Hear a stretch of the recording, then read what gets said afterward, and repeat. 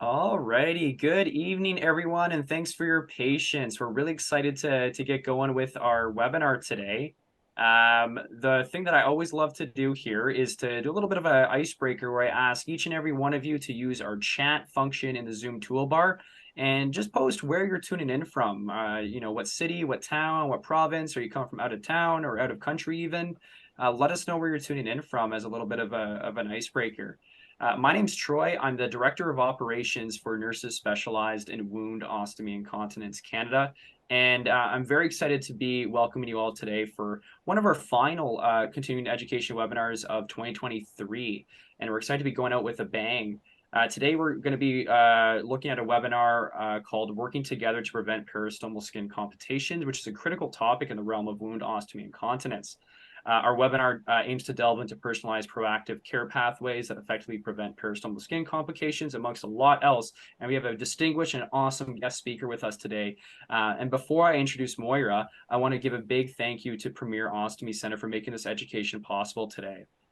As a quick housekeeping item, I just want to remind everyone that we will have a Q&A portion at the end of this webinar. And if you want to ask a question, use that Q&A toolbox in your Zoom toolbar. That'll make it so that all of our panelists can see that and we can answer those questions. We also have a couple other members of both Welland Medical and Premier Ostomy with us, and I'll introduce them as we get going. And a reminder that tomorrow we'll also have the same iteration of the presentation, but in French. So if you or any of your colleagues want to tune in tomorrow, we will be having at the same time, still on Zoom, but that one will be in French. Alrighty, everyone who's online today will be getting a certificate of attendance, and this is being recorded, so if you want to watch it back afterwards, you'll have a chance to do that on our NSWOCC website. So we are honored to have two distinguished speakers who bring a wealth of expertise to our discussion. Firstly, Moira Evans is a clinical marketing manager at Welland Medical Limited in the UK, and Moira is not only a registered nurse but a specialized or a specialist in tissue viability and stoma care. With a career spanning back to 1992, Moira has been actively involved in patient and specialist nurse studies since 2012. Her particular focus on clinical research into peristomal skin complications and the benefits of the Manuka honey hydrocolloid adhesive has led to the publication and presentation of studies at nursing conferences worldwide. And joining Moira, we have Diane St-Cyr, who is with a nursing career in specialized wound, ostomy, and continence care as an NSWOCC and stomatherapist since 1986. And Diane holds a bachelor's degree in sciences and a master's degree in adult education from the Université de Montréal. Recognized with a Florence Prize from the OIQ for Excellence in Care, Diane has contributed significantly to the field through scientific articles and book chapters. As a private practice consultant at Premier Ostomy Centre, she imparts her knowledge through university courses and continuous education workshops across the province. So without further ado, I'm very excited to be passing over the mic to Moira, who will start off our presentation today. Thank you, Moira. Thank you very much, Troy. And I am excited to be joining this, our very first NSWOCC webinar. And just to remind you all, it's gone midnight here in the UK. So I'm hoping that you'll get as much out of this webinar as I had whilst I was putting it together for you. Before I actually start, I do need to share a conflict of interest as I am employed by Welland Medical. However, my nursing registration is live here in the UK, and same as you have in Canada, my clinical role dictates that not only do I choose the most appropriate product for the patient's needs, but also that I share that there may be other alternatives during any nurse education that I deliver. The caveat is we're the only ones with Manuka honey. So let's take the steps forward and share this webinar. When we were looking at doing studies into peristomal skincare, and as Troy's mentioned, I've been studying this for over 12 years now, which is quite exciting, is we're drawn to the initial problem that the patient may present themselves with, and that's usually leakage. Now, you'll see this diagram is not beautifully sized, and it's because over the years, which ones comes first? Do we have adhesive failure of the pouch? It's not sticking on the skin, that then causes a skin problem, that then allows leakage to occur? Or do we have leakage that seeps under the flange that causes a skin problem that then impacts upon the adhesive properties of any flange? It's not really cut simply because it depends on the patient's presentation, and it's our assessment to find out the root cause of the problem. But what we do know is the number of patients that suffer with peristomal skin complications. And leakage really has been highlighted as the most detrimental of all. Because when you've got leakage and you've got the main concerns from the patient, it does affect their confidence to carry out everyday activities. And these sort of messages has been reflected in an article by Faye Bedford, which was published recently in the British Journal of Nursing. But what we're looking at, and is really, it's not just the impact upon the patient, it's the impact upon ourselves as specialist nurses from a time perspective and a caseload management perspective, but also on the healthcare system that we work within. Because often when we have patients who have these three issues, the patient ends up using more pouches and ultimately accessories to use with those pouches to try and resolve the issue. And that's really what the study that I'd like to share with you today was trying to explore. I had a great time at NSWOCC in May, and we had a presentation poster there, and we really were trying to start, and this is a phrase that we coined to create the buzz about Manuka honey. And that's really what I'd like to share right now. This study was quite a large study. There were 55 patients in this study, and the aim was a simple one. Could the introduction of a Manuka honey pouch reduce or eliminate the leak impact for not only the patient, but the enterostomal therapy nurse? And that's really through the topography assessment undertaken by the nurse at the beginning of the recruitment phase, but also by monitoring whether the shaped flange improved conformability and adhesion upon the peristomal skin. This is a multi-country study, and it provides insights from both patients and stoma care nurses alike. As with most of my studies, I was not involved in any of the recruitment phase in order to ensure there was no bias of the outcomes. The bulk of this study was actually conducted in Australia, and I really didn't have any link with the nurses.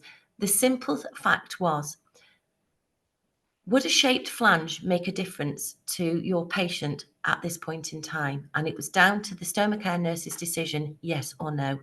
They were aware that it was a Manuka honey flange, and that really the only exclusion criteria was under the age of 18, simply because of the parental consent required to undertake a study with a minor.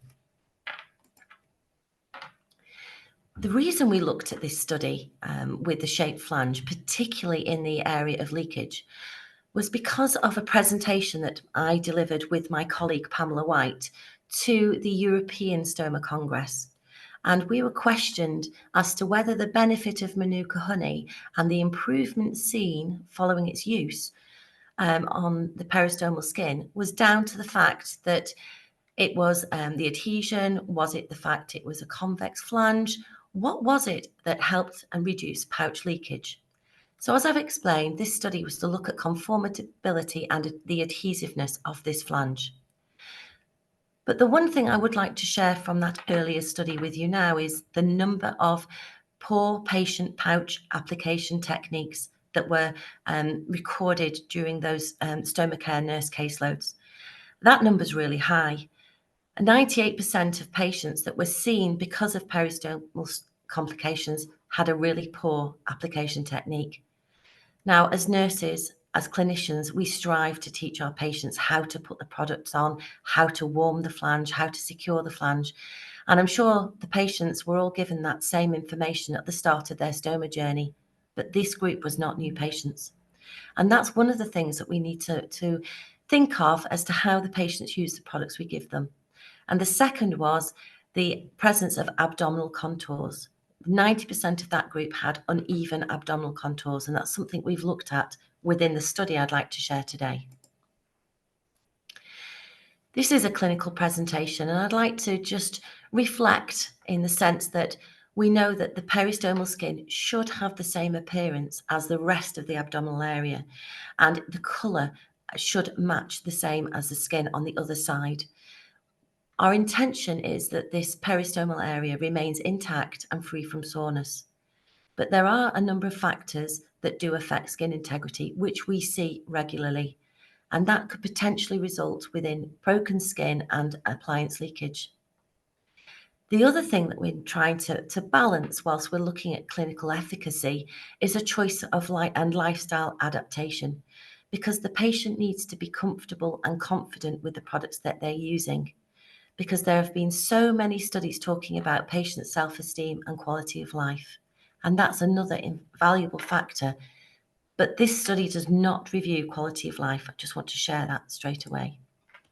What the study did review, we were looking at how we assess the skin and what difference does that mean to us when we're introducing a Manuka honey flange. For those of you that are not familiar with the Manuka honey range, it's called Aurum, but from the ingredients side of things, we only use natural products. There's no additives, there's no preservatives within the flange, and that's really important for us because we want to support the Manuka honey that's infused within that hydrocolloid, because we know of its therapeutic and skin healing properties that have been widely published within wound care. The first result that I'm going to share this evening is that 100% of the stoma nurses involved in Australia were either very or satisfied with the conformability of the flange for patients with uneven abdomens, because that was the focus of the recruitment, because we wanted to look at uneven shapes. Did they find that the conformability of the flange enabled the wear time to increase? Why did that happen? Well, the design of Aurum Plus it's really around the ongoing design development that we have here at Welland. What I'd like to explain really, and it's something I mention an awful lot, is we all have a natural bend around our waistline. And if we've got stomas anywhere near that natural bend, we know that we can have problems with long-term conformability of flanges. And if this is the first time you've actually seen the Aurum Plus flange, you'll be able to see that there are 4 cutout areas, or comfort curves as I like to call them, because I call them comfort curves because if you imagine that flange sitting nearby your natural bend of your waist, it flexes with you. And that's really the key. This isn't the first shaped flange to come and give you the opportunity to present to one of your patients, but it's different in another respect. We focus very much on having that width band across the middle. In England, we'll monitor it from sort of 3 o'clock to 9 o'clock if you use the clock dial with your patients. But why is it so important? Well, it's really to look at comfort. It's to look at the wear time, the actual feel of the product whilst it's on the patient's body. And the stoma nurses within the Australian study reported that 90% of the patient cohort was either very or was satisfied that the comfort curves of this shaped flange made a difference.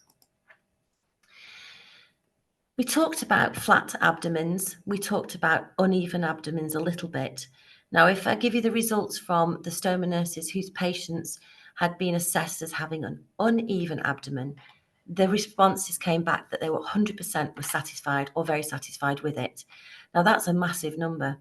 And this is the reason that I have no involvement whatsoever with the recruitment or the initial feedback from the patients.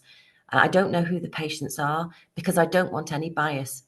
This sort of high response rate for satisfaction is really beginning to be quite a common theme with the Manuka honey range, if I'm honest. For patients who had flat abdomens, the nurses reported that they felt very or satisfied for 91% of their group. So we're really showing that the flexibility and adaptability of this flange or base plate, if that's what you call it, not only for flat but uneven topographies, really has benefited patients. And that's something that we really strive to find when we design new products. But let's go back to leakage. We've talked about how leakage can be so devastating to patients, and we all know about moisture-associated skin damage. We all know how that disrupts the surface pH of the skin and itself will lead to irritation. This really is where Manuka honey sits in. If we think about the effluent that's getting in contact with that skin, we know that effluent from either fecal or urine, or even a combination, will actually increase the alkaline level, which the skin doesn't like. So the normal skin cells don't work in their environment as well as they should. Manuka honey itself has been reported by Zabakia to have a slight acidic, and we're talking about around 4.1 to 4.5 pH value. But that Manuka honey is an infusion within the hydrocolloid. So what it's doing is it's actually balancing back the pH value of the skin to a more normal pH. What does that mean? If we put the cells in the environment of a pH value that they like, they will themselves help the skin to improve. And that's what we've seen. The other thing we need to think about with leakage is, can we get a good seal? Because if we can't get a good seal, whether it's a template cut sizing or whether it's actually the conformability of that hydrocolloid flange immediately on the peristomal skin, almost the mucocutaneous junction with the stoma and the skin, then we can have leaks. This study from Australia reported that 93% of stoma nurses felt that the patients themselves were able to get a good seal around the stoma, and that's really positive. The most important thing about this study really has been the focus upon the flange shape. Not only do we want to look at reducing leakage because of a close template cut, but we're trying to reduce leak channels. Now, leak channels, because of those four shapes, those comfort curves, we're able to sort of flatten the flange onto the skin and keep it close to the skin when the patient's moving. So there's no gapping underneath that flange, and that's the reduction of the leak channels. And that's where we start to see the security and the confidence come through from the user of the product. We asked within this study whether the stoma nurses felt that the actual shape, the comfort curves, were of benefit in reducing such leak channels, and 76% of them reported that they were either very or satisfied. Now, this is one of the first articles I'd like to introduce this evening, and it's by Fiona LeBur. Fiona LeBur is a very eminent stoma care nurse here in the UK. She is the Vice Chair of the Royal College of Nursing Stoma and Bowel group, and she has direct links in here with the Department of Health, and she's actually undertaken her own study using this particular product.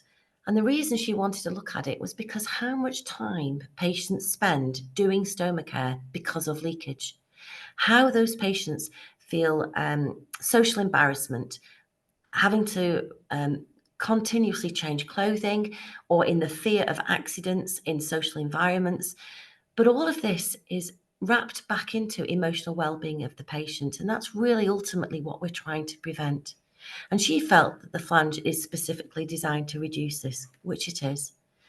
But more importantly, this study links back to patients who are doing their everyday activities. So when we're challenging this product to perform whilst the patient is doing everything they want to, from making the bed in the morning to, washing up, doing any jobs that they might have to do if they're in employment. So we really were putting this product to the test. There are two really good articles if you are interested to find out more information. Not only Fiona LeBur's article, but I will be referring to the second one, which is Faye Bedford. Both of these have been published recently in the British Journal of Nursing, which is a PubMed journal. So you are able to access these, and you can also get them on Google Scholar, but don't tell anyone I told you that. But let's move back to the study. One of the things that we are trying to explain and provide evidence for is how long can a patient wear these products for? In the UK, it was slightly different from Canada. Our patients will change their products. Most patients will change in the morning after a shower. I understand Canada, we need a longer wear time. Australia is more aligned to your cells. They try and encourage the patient to wear the pouch for a specific timeline. And what we were looking here on this particular part of the study was, did it give comfort to the patient while it was on the body? And did they leave it as long as they wanted it to be left for? And that's really where it says it's a multi-centre study. The other evidence we have of the patient diaries of the UK study was 83% of the total evaluation time was leak-free. Those patients did not need to change the pouch until they were they'd set their mind to change. So longer wear times, we are picking up, and we are doing a tracking study for this as well. But overall, 76% of the patients felt that the comfort curves helped them because of reduced leak channels, but also from a comfort perspective. Going back to Faye Bedford's article, she was looking at the three things that mattered to her from a patient perspective. The shape of the flange, which we've talked about, not only providing security, but to promote that healthy peristomal skin, but also the plus-shaped flange because of its design element to reduce risk of leaks. But more so, she really went and dig deep to look at reducing creases. Now, I'm sure that's something that when you've got patients with sore peristomal skin, we'll often get them to change the pouch in front of us so we can see when they take the flange off, is there any crease lines on there? And that's one thing that we've noticed. We have reduced that leak channel formation, and that's really important. I talk about Manuka honey all of the time because it's really such a key element for the infusion within this hydrocolloid. And it's difficult. Normally, we would give you comparator products that have similar benefits, but unfortunately, I can't because we're the only product to have Manuka honey in it. The results of this study have been really positive. And it really has shown that how keen the design engineers are here to look at, even though we've got a good product, how can we make it better? How can we improve it to enhance the patient's usability of it? How can we enhance their life? And whenever we get results back from a study that shows reduced leakage and also change when you need to rather than when you have to, that's a really positive outcome for us. We know that we can protect the skin through the use of the Manuka honey infused hydrocolloid. That's not new, and we weren't particularly looking for that in this study. And as I mentioned, we were looking at the reduction of leak channels, and that's really something that we've been able to show and prove through this Australian study. But I would like to share with you one of the case studies that Faye Bedford included within her article. And when we're talking about peristomal skin damage, sometimes we, as nurses, I always like to see what you're talking about because I'm such a visual person. When you're looking at how does the skin improve over time, I always like a before and after photo. Don't know about yourself, but I certainly do. And this is a patient, she's not called Mrs. Green. We always give names now rather than patient A. It's a little bit more soft, really, I suppose. But we can see the difference. We can see that on the second picture, which is figure 5 here, it's not perfect, but it's a lot better than it was. And that's something that we have to be mindful and explain to the patients how the skin will improve and how long we expect it to take. Often the skin improvement with the Manuka honey infused flange is very quick, a couple of days. Depends what the damage was. And we're going back to, and in Faye's own words, it's all to do with that pH value that we've just talked about. But it also means that once we've got rid of any irritated skin, or in this instance, we've lost the intact layer that we used to have to give us the adhesion for the flange, once we've got rid of that, we know that we can get an increased wear time and we can get a reduced risk of leakage.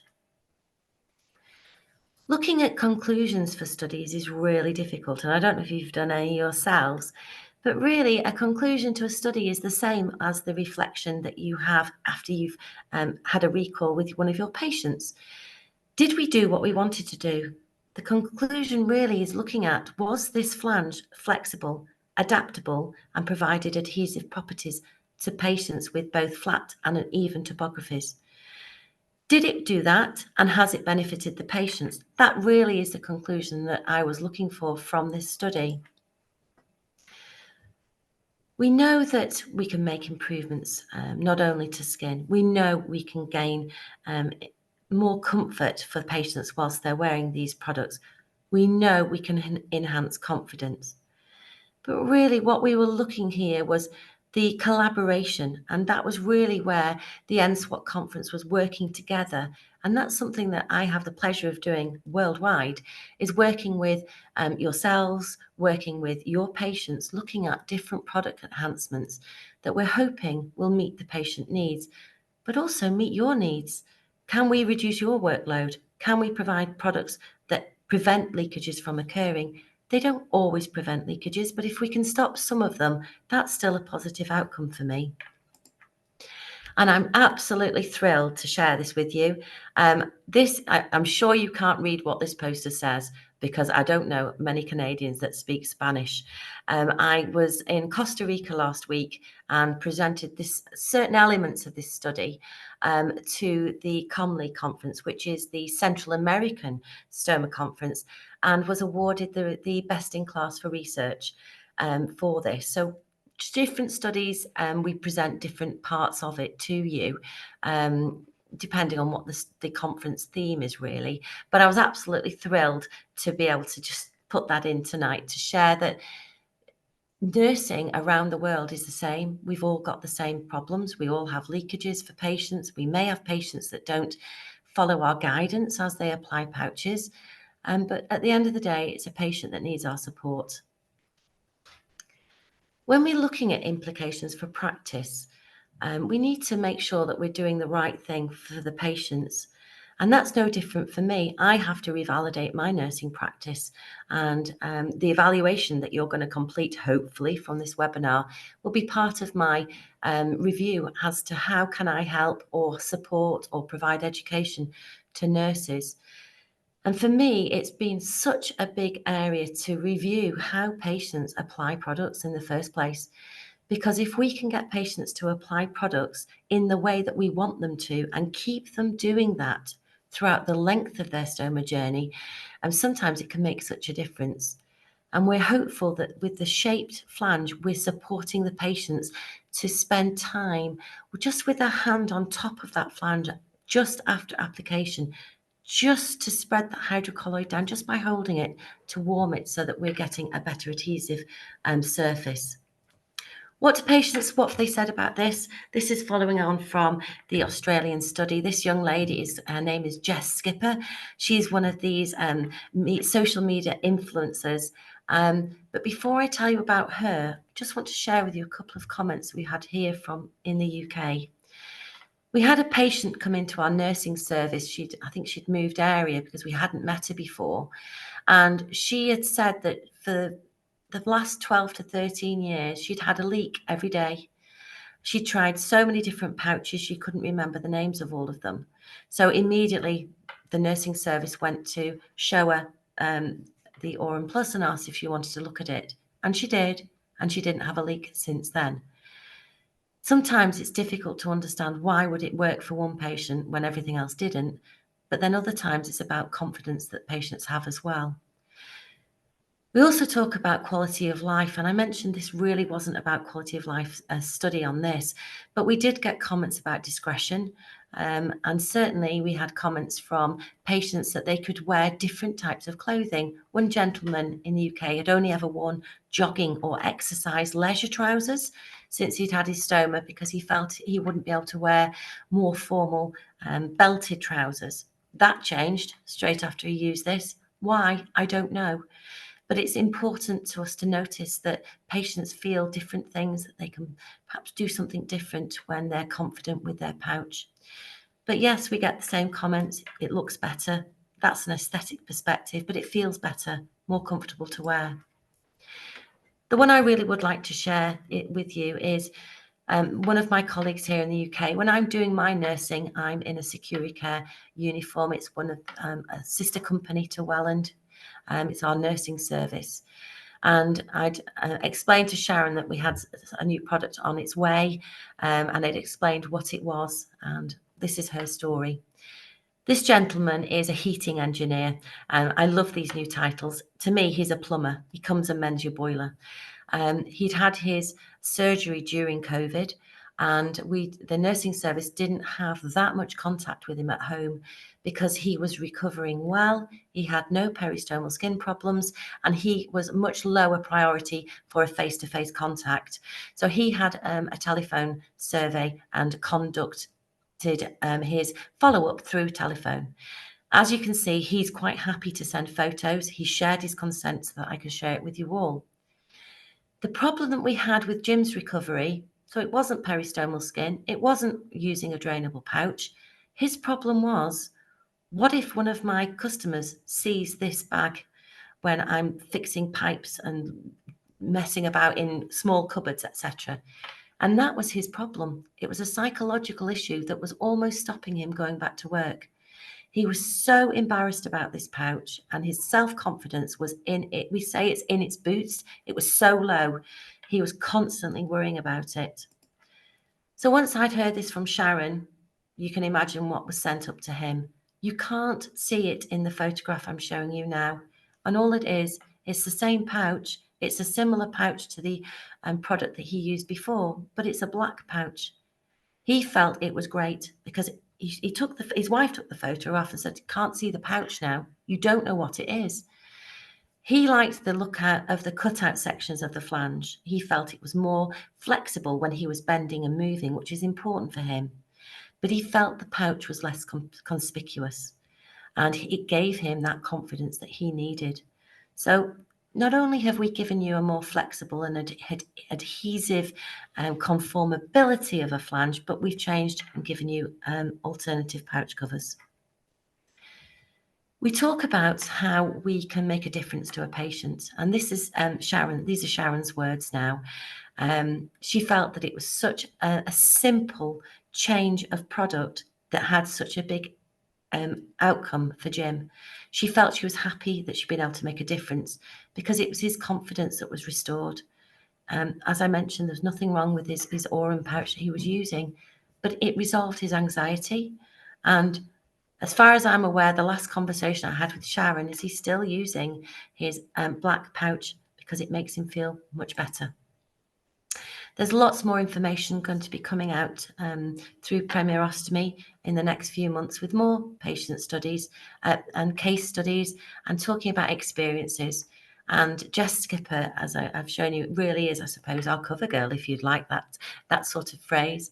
And it documents her journey. Why does she feel so confident? What is it about the product that she liked? But it's not only that as a case study that we've been working upon. We've been looking at how is your day-to-day affected by having a stoma, trying to give some empowerment to patients. I'll hold on this slide because you can follow Jess if you, and I think I don't know if it's a strap line. I'm not really into social media, but there you go. It's Jess's story. Her is at Own Your Bag is her strap line that you can put onto Instagram. There are some more case studies by my fellow nurses, and this is from Holland. We've had lots of different patients looking at irritation for this particular one, but also this is one that I really do want to share. If I can just ask you to look at the bottom right photo, which is where you can see that flexibility. This little young lady is Marielle, and we did give in to use a child. We have her parents' consent to share this photo and Marielle's full photo with you, actually. We weren't going to include that one, but they wanted you to see what an active little girl she is. But the attention for me is how close that flange is, molded almost to her umbilicus. It doesn't move. And she thinks that having a black pouch was really cool. It was really sort of trendy. But for me, it will always go back to the skin. So if we can keep a close flexibility, conformability on a little girl who's only 9, running around doing what she normally does, I think we're on to a good outcome here. I'd like to work towards my conclusion of this webinar now with some words from Fiona LeBeur. And I basically, when you reflect upon putting presentations together, I'm talking here to nurses who are very experienced in stoma care, and some of you will be more experienced than I am. But what we have learned on our journey is that no 2 patients are the same, let alone 2 stomas. They all behave differently. We need to be aware of new products that may benefit patients, and I'm delighted that you've joined this webinar here this evening. When we look back upon our own practice, our clinical judgment is something that we need to continue to reflect upon. And putting these together makes you think, well, do I offer a patient personalised, proactive care pathway, particularly when focusing upon leakage? What is it you say to your patients to try and help them to secure whatever flange you use on their skin to try and prevent those leak channels forming? What is it you do? Sometimes we don't look back on our own practice often enough, and that's really why I like these. To get the value out of this webinar, answer the questions for yourself, put it along with your certificates so that you can think, well, it made me think. But how do you educate your patients? What is it that you share? You share your wisdom with your patients every day. And what's worked for one that didn't work for another, and how did you change it? That's always something that I love when I get to conferences and people start sharing experiences, particularly with products they've used or outcomes that they've achieved. But the last one really is, how do we review patients' progress? Because going back to the 98% of the first study who didn't apply their pouches very well, what could we have done better? I don't mean a particular individual nurse, but how can we make patients understand the importance of making sure their skin is dry before they apply a pouch, the importance of holding the pouch with and getting the warmth of the hand to help that hydrocolloid adhere to the skin. So those are my 3 areas of reflection following on from this webinar, and I hope that they give you some information and really make you think about your own practice. As always, I've shared with you some of the case studies that we will be releasing shortly. If you would like to get involved with any of the Welland products, we do have very clinical case studies. It depends where they're being presented as to how much information we share. But this is just giving you a bit of the background information that we like to gather. But also, we want to understand the nursing goals. The nursing goals can be different to the patient's goals. We understand that. What are you looking to achieve through the use of a product? And did you get that outcome that you were looking for? If any of you would like to get involved, we do have a very specific email address that you can get in contact with us. And it's shown here on the screen. Simply, it's info@wellandmedical.com. And either myself or Kirsty will get back in touch. I am hoping to see you all in Calgary next year. I haven't booked my British Airways flight yet, but I will. Looking forward to that conference. And I met Kimberly LeBlanc in Costa Rica recently, and she's excited for this conference. So it's going to be a good one. So I do hope to see you all there. And that's it for me for this evening. I'd really like to say thank you ever so much. And I hope that the webinar has been insightful for you all, and hand back across to Troy. Thank you so much, Moira. And I can tell you, we're very excited as well for the conference. I'm glad you mentioned it because it gives me an opportunity to promote our lovely conference, which we will be opening up registration for in just about a week or so. So stay tuned for that. But we would love to have you there. We did get a couple questions here. The first one, I just wanted to double check there. When you were showing the stories there, was that from a specific magazine? Was that the Hand in Hand magazine that you were taking some information No, from? That's a really good question, Troy. What we've released here at Welland Medical, and we'll be releasing it across to Joel when we go out to our global team, it's called Evidence of Innovation. Let me explain this to you. The Evidence of Innovation, it's its 4th journal now. And what we are trying to do is when we've made a new design or an adaptation of any of the product range that we manufacture here at Welland, we do go down the clinical pathway with it, and we look to gather different information. Now, in this particular Evidence of Innovation, we are gathering the stories behind Aurum Plus. We're looking at leakage is a big feature in this journal. So it won't be with you, and Joel will be waiting for me to give you a time. I wouldn't say it'll be spring next year, but we'll be able to share it. And for any of you joining the webinar tonight, we will be able to get that into Canadian French as well. So that's really for you to get in touch with Joel. That is awesome. Okay, thank you. And I know we had some of our attendees here are coming from international areas as well, including from Chile. So that was fantastic. They're already interested in getting to see that there. Okay, we do have a couple other questions here. The first one I was going to ask is from someone who's just wanting to know what is the difference between Manuka honey versus a regular or another type of honey in terms of its benefits. This person is referencing clover or buckwheat honey. What's the difference with Manuka honey? How long have we got? Right. The question is, there are other honeys that have therapy benefits. We're aware of that. We're a medical device and we're a regulated medical device. So we need to know that as it's an infusion in the hydrocolloid, is the Manuka honey, which is why we've chosen that, is it stable? Can it be sterilized? Is it constant? So just because we've got a harvest of honey from one group of bees, is it going to be the same?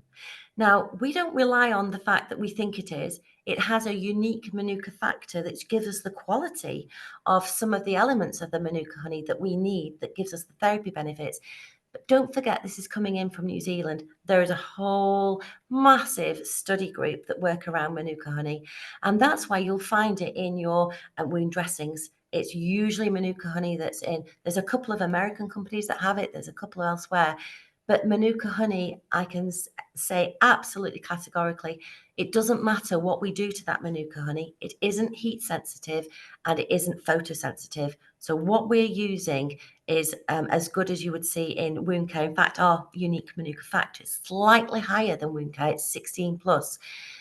But it's always of interest, isn't it, when you're looking at honey and therapy benefits? We've chosen Manuka honey because we think it's got the best outcome and it is the most clinically studied, really, of all the honeys. That may change in the future, but for now, we're sticking with our Manuka honey. Absolutely. Well, thank you for touching on it as well. And I know it's been a big topic of conversation, at least this past year with our webinar series as well. I know we've addressed Manuka honey a couple times, so thank you for talking about that a little bit. Switching a little bit here, someone was asking about the Aurum convex. Is this flange soft? This person asks. Oh wow, what a good question. Okay, there's another British Journal of Nursing article that Pamela and I have written, and I will give you the link, Troy. So if anybody actually wants to get hold of it, you can get it through PubMed. We were trying to actually go back into the wealth of knowledge on convexity, and we were talking about Hofleck, McNichol, everybody's. How do you define what convexity level there is? Is it by its dimension? Is it by its the tension it gives to the skin? Is it the depth that goes down? Is it the material that's used? Is it the dome that you often see within some convexes? We are actually, our manufacturer isn't an inserted dome. We have a slightly different way that we make our convex. The question that you want really is, where would I sit a Welland Aurum convex, whether it's one piece or two piece, it doesn't matter to me because it's the actual dome shape. I would sit it somewhere just on the higher element of soft going in and medium if you use a belt. And the reason is because the belt pushes down and keeps that security, that dome as close to that area as we can have it. But it does depend, and I'm sure Diane can pick this up as well. It's also on how strong that tummy is, because some patients have got very firm abdo muscles, and they don't need a lot of a give of a push down because we've got a nice strong support. Others might have, in the UK we call it a wobbly tummy. It's a tummy that you can move quite easily, so they need a bit more support, which is why we'd use the belt. But really, for the classification of the Aurum convex, it's on the other side of soft medium, depending on its belt. It's not the softest convex you can have. There are alternative products around, but that was the first one that we went with. Perfect. I think that was a phenomenal answer. So thank you for touching on that.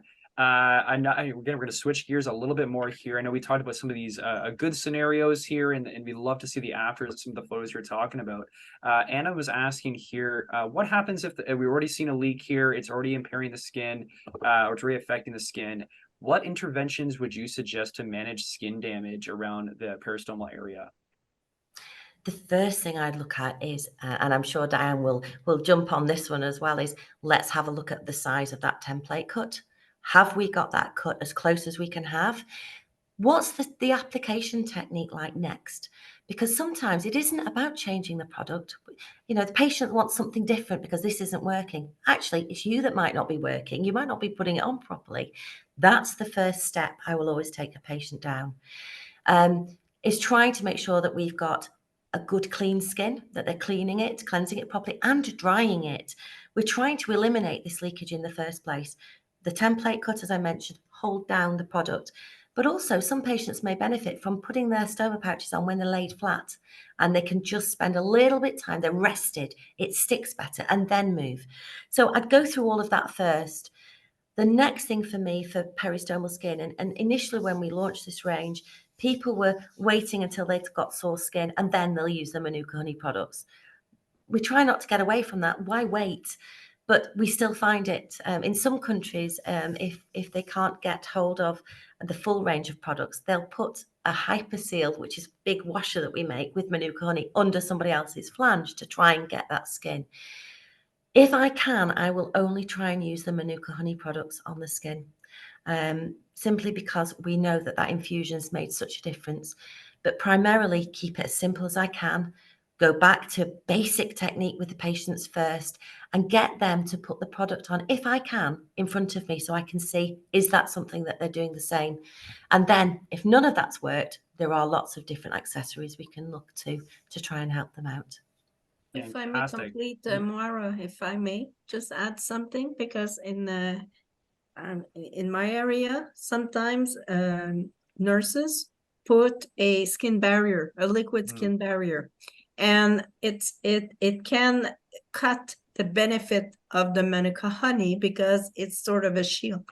Yeah. So it is important to review all the products the patient is putting on their skin before they put the actual skin barrier. Yeah. Thank you, Diane. And Diane, since we have you here as well, I know Joel already responded in the chat. Some people were asking, are these products available in Canada? I know Joel mentioned in the chat, yes. Was there anything you wanted to, either Joel or Diane, did you want to speak to getting these available in Canada? Is there anything you wanted to mention while that comment was made in the chat? I guess I can handle that. They are available in Canada. Any nurse that wants to contact me, I will be glad to give you more information, provide you samples, do an in-service, whatever you would like. And more retailers across the country are starting to carry it. So it is the product is readily available, and like I said, I am willing and able. All you have to do is reach out to me, and I will be glad to come meet with you, whether in person, via Teams, or by Zoom, and send you samples as needed. Perfect. I think what we'll do, and I'll be in touch with you as well, Joel, we'll send a follow-up email to everyone who's in attendance today with what those emails are and how we get in touch. So you'll definitely have opportunities to do that. I'm just going to iterate what Emmanuel was saying. They use Medi Honey in Ontario for wound care. They've seen some great results there. Thank you so much for this presentation. Lots of great comments here. So bringing it back, we got one question here about honey allergies. Is this something that either Diane or Moira you've run into before? How does this play a role with Manuka honey? Yeah, let me take that. This is one of there's two different things. We'll talk about honey allergies, and if I've got time, I'll talk about diabetes as well, because that usually follows the please honey. do. Yeah, absolutely. Okay, when you were talking about the buckwheat honey and the different types of honey that you've got, that's important to us because we can sterilize our Manuka honey. That's number one. But also, we know that when you're talking about honey and allergies, most honey allergies is to do with ingestion. You've actually eaten it and you've had a response. That's not to say if you've introduced the Manuka honey infused hydrocolloid and you see the skin, I'm going to say blushing. If you've got a dark skin tone, the patient may feel warmth because they don't necessarily see the redness. It only lasts temporarily, and it's to do with the circulation. If you've used Muddy Honey hydrocolloid, you know what I'm talking about because you'll have seen it already. But an actual true allergy is very unusual because it's to do with the elements of the Manuka honey that we use in the product. But nonetheless, that's why all of our products with Manuka honey, it looks like a little bee logo. It isn't, it's a honeycomb, but I like to talk it as a bee. It's reminding you it's got Manuka honey in there. If you've got a patient, we had a query on our global email recently with patient thinks they're allergic, don't use it. It's not worth it. There are other products you can find. There is another range within Welland doesn't have Manuka in it, but find what's local to you. The second thing is botulism. We often, you can get botulism from honey. We're sterilized. No, you can't. So that's the second one gone. And the third one is, I've got a diabetic patient who's not very well controlled. If I introduce Manuka honey pouches, will it affect their blood sugar? It's a valid question. And it was raised, first of all, by the podiatrist all those years ago when M.Ed honey started to be used in diabetic foot ulcers. I forgot to say, I am a tissue viability nurse, so I'm used to these sorts of questions. It doesn't affect the skin. It doesn't affect their blood sugar because it's not ingested. It's not absorbed. So diabetics are fine. If you've got a patient with any thought of allergy to any bee products, whether it's royal jelly, beeswax, and the honey itself, don't use it. If they're worried about it, it's not worth it. Just use something else. And botulism's a no. So hopefully, in a nutshell, I've answered those 3 fire questions. And if I may comment, in fact, Moira, my patients that have multiple allergies to different types of adhesive, in fact, they've responded the most, they were the best with Manuka honey barrier. I mean, we had tremendous allergies with other adhesives, and this is like my God savior, because, when they're allergic to multiple adhesive, I had tremendous success with this barrier. And it's a really valid point, Diane. And I think sometimes it's the difference if you're used to using other types of hydrocolloid adhesives. We're not a quick grab hydrocolloid adhesive. You need to hold it because you need to warm it, because it's to do with tachyfiers. And that's, like I said, we're very natural, our product range. The tack is not extremely high, but with warmth and pressure, it builds on. Yeah, it does. So what I'll look at here, I know we got a few more minutes left. I'm hoping to get to the next we have 2 more questions here. So the first one I'll ask here is from Heidi, who's one of our International Skin Care Advisory Panel colleagues. Heidi's asking about the ostomy appliance itself. How long can the bag or the appliance can be in place? Can patients shower with the ostomy appliance on? Do you not recommend using convexity rings if they need more convexity? I think that's how I got the question there. A couple questions there, but if you want to touch on that, if you can. Okay, so first of all, wear time.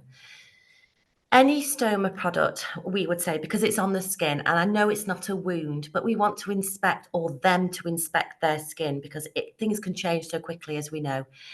If they can get 7 days wear time out of it, great. As a nurse, I'd probably 3 to 4 days, and I understand it's different in Canada.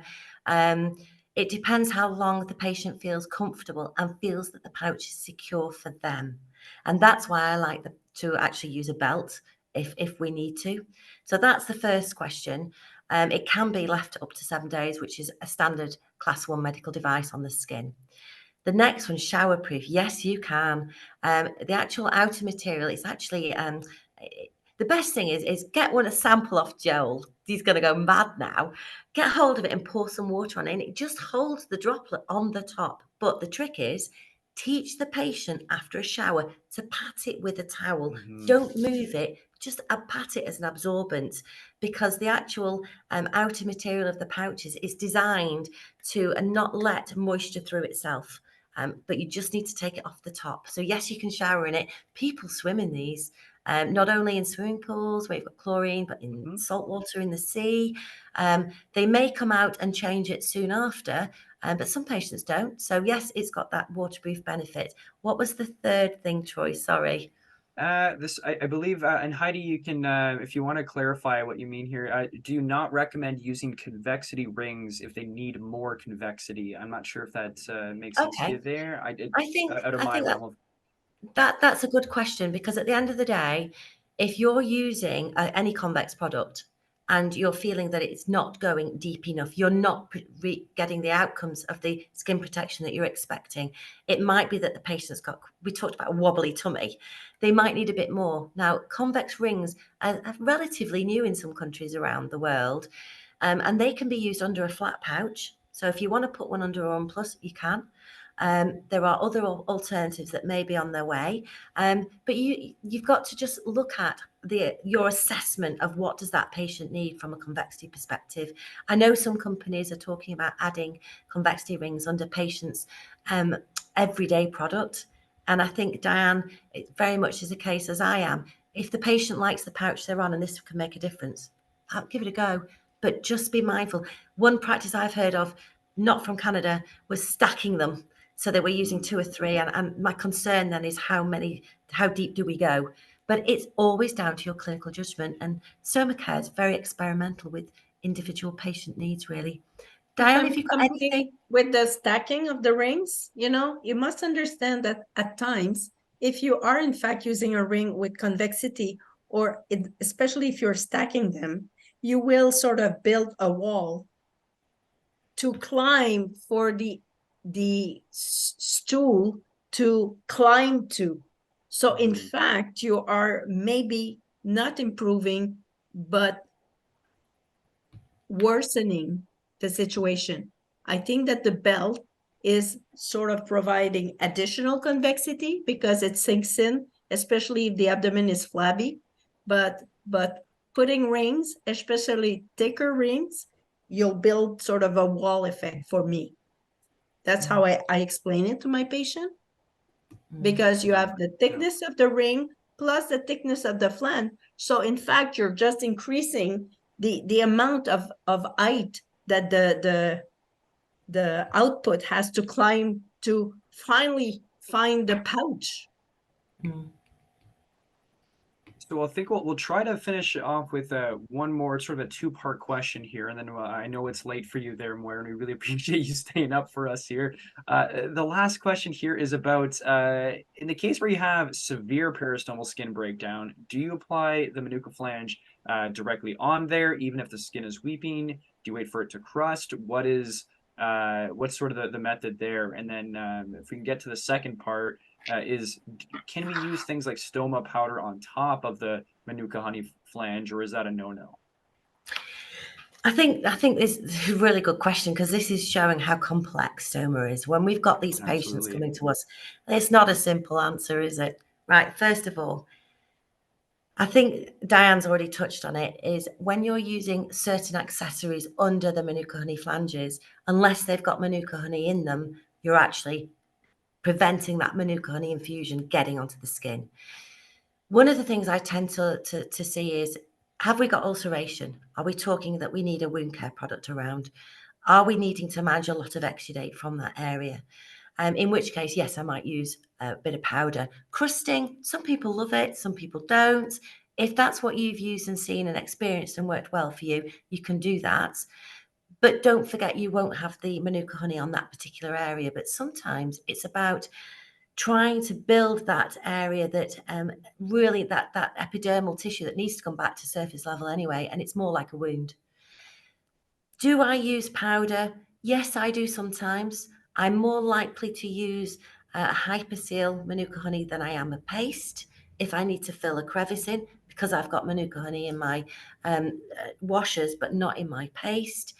I think what you're doing is stripping back to a wound care mentality. I need to build that back up. What do I need to use?